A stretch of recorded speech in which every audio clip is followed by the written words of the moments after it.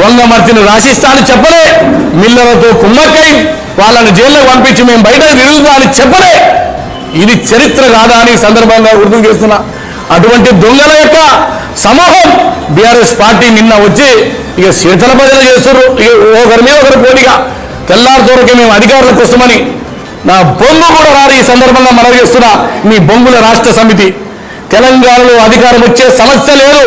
భారతీయ జనతా పార్టీతోనే అంటగాగిన మీరు, తెలంగాణకు దూరం చేసిన మీరు ఎట్టి పరిస్థితుల్లో తెలంగాణలో అధికారంలో వచ్చాయి కాంగ్రెస్ ప్రభుత్వమే, రేవంత్ రెడ్డి ప్రజా పరిపాలన రెండోది ప్రారంభమవుతుందని కూడా ఈ సందర్భంగా గుర్తు చేస్తా ఉన్నా.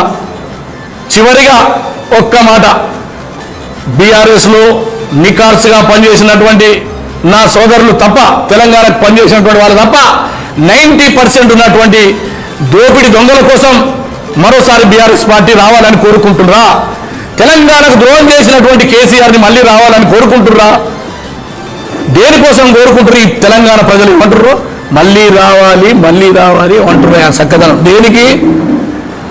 తెలంగాణ ఉద్యమకారులని జైల్లోకి పంపించినందుక, ఉస్మాన్ యూనివర్సిటీని రణరంగం చేసినందుక, 10,000 మంది రైతులు చనిపోయినందుక, నిరుద్యోగులు రోడ్ల మీద పడి చిప్పలు పట్టుకొని అడక తినే పరిస్థితి వచ్చింది. కానీ మా ముఖ్యమంత్రి గారు ఇవాళ